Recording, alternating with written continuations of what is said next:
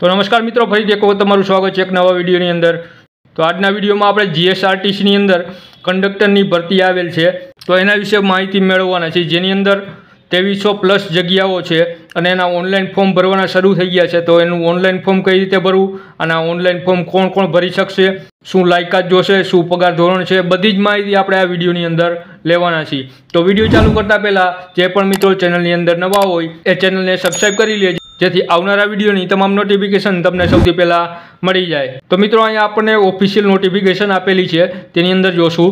તો સૌપ્રથમ આપણે અહીંયા જોશું કે કુલ જગ્યાઓ કેટલી છે। તો અહીંયા તમે જોઈ શકો છો 2320 જેટલી જગ્યાઓ છે, જે અગાઉ 3342 જગ્યાઓ હતી, એના બદલે હવે 2320 જગ્યાઓ ઉપર ભરતી કરવામાં આવશે। તો હવે મિત્રો અહીંયા જોશો તો અહીંયા વિગતવાર જગ્યાઓ આપેલી છે।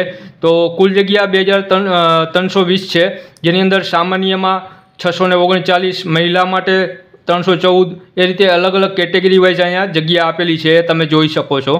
ત્યારબાદ આની ઓનલાઈન અરજી કરવા માટે 3/7/2024 લઈને 17/7/2024 સુધી આની ઓનલાઈન ફોર્મ ભરી શકાશે।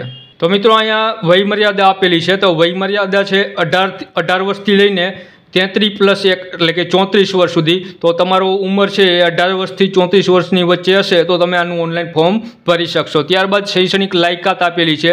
તો તમે ઓછામાં ઓછું ધોરણ 12 પાસ કરેલું હોવું જોઈએ તો તમે આની અંદર ફોર્મ ભરી શકશો। ત્યારબાદ અહીંયા લાયસન્સની વાત કરીએ તો પ્રાદેશિક વાહન વ્યવહાર કચેરી તરફથી કંડક્ટર લાયસન્સ બેજ હોવો જરૂરી છે, એટલે કે તમારી પાસે કંડક્ટરનું લાયસન્સ હોવું જરૂરી છે। સાથે સાથે વેલિડ ફર્સ્ટ એડ સર્ટી એટલે કે ફર્સ્ટ એડનું સર્ટિફિકેટ પણ જોશે તમારે આનું ફોર્મ ભરવા માટે। એક તો કંડક્ટર લાયસન્સ અને ફર્સ્ટ એડ સર્ટિફિકેટ આ બંને ફરજિયાત જોશે।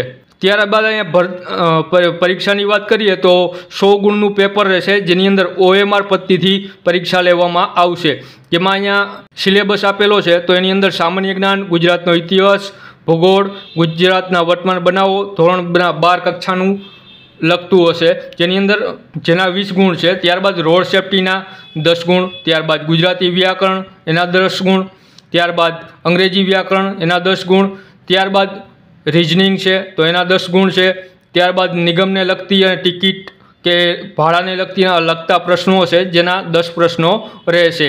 ત્યારબાદ મોટર વ્હીકલ એક્ટ, પ્રાથમિક જાણકારીના પ્રશ્નો, કંડક્ટરની ફરજો એને લગતા પ્રશ્નો છે, જેના ગુણ છે 10। ત્યારબાદ કોમ્પ્યુટરને ઉપયોગની પાયાની જાણકારી એના પણ 20 ગુણ રહેશે। આ રીતે કુલ ટોટલ 100 માર્કનું પેપર રહેશે। તો મિત્રો અહીંયા અરજી ફીની વાત કરીએ તો જે અરજી ફી છે એ 50 રૂપિયા પ્લસ 9 રૂપિયા ટેક્સ રહેશે, એટલે ટોટલ 59 રૂપિયા છે એ અરજી ફી રહેશે।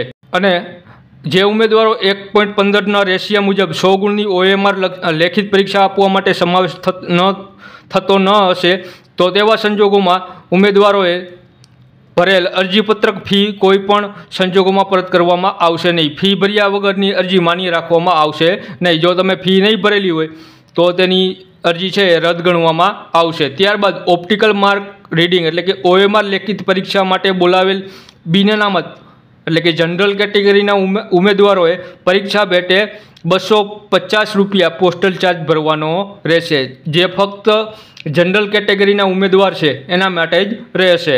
તો મિત્રો હવે ઓનલાઈન ફોર્મ ભરવા માટે ojas.gujarat.gov નામની વેબસાઇટ ઉપર તમારે આવી જવાનું છે, જ્યાં તમને આ રીતે ઘણા બધા ઓપ્શન જોવા મળશે, જેમાં સૌથી ઉપરની સાઈડ ઓનલાઈન એપ્લિકેશન આપેલું છે, તેની ઉપર ક્લિક કરશો એટલે આ રીતે એક બોક્સ ખુલશે, જેની ઉપર તમે ક્લિક કરશો એટલે જે અત્યારે ભરતી ચાલુ હશે એ અહીંયા બતાવશે। તો આપણે જીએસઆરટીસીની અંદર ફોર્મ ભરવાનું છે તો એની ઉપર તમારે ક્લિક કરવાનું રહેશે। તો એની ઉપર ક્લિક કરશો એટલે અહીંયા એપ્લાય નાવનું બટન આપેલું છે, એની ઉપર તમારે ક્લિક કરવાનું રહેશે। એની ઉપર ક્લિક કરશો એટલે ફરીથી એક વખત તમારે એપ્લાય નાવ ઉપર ક્લિક કરવાનું છે। તો એપ્લાય નાવ ઉપર ક્લિક કરશો એટલે અહીંયા તમારે રજિસ્ટ્રેશન નંબર, જો તમે અગાઉ આની અંદર આ પોર્ટલની અંદર રજિસ્ટ્રેશન કરેલું હોય તો તમારો રજિસ્ટ્રેશન નંબર અને જન્મ તારીખ નાખશો અને ત્યારબાદ એપ્લાય વિથ OTR ઉપર ક્લિક કરશો એટલે તમે તમારું ફોર્મ ભરી શકશો। ત્યારબાદ ઘણા લોકોને જે પોતાનો રજિસ્ટ્રેશન નંબર ભૂલી ગયા હોય તો અહીંયા ફોરગેટ રજિસ્ટ્રેશન નંબર ઉપર ક્લિક કરશો એટલે તમે તમારો રજિસ્ટ્રેશન નંબર જાણી શકશો।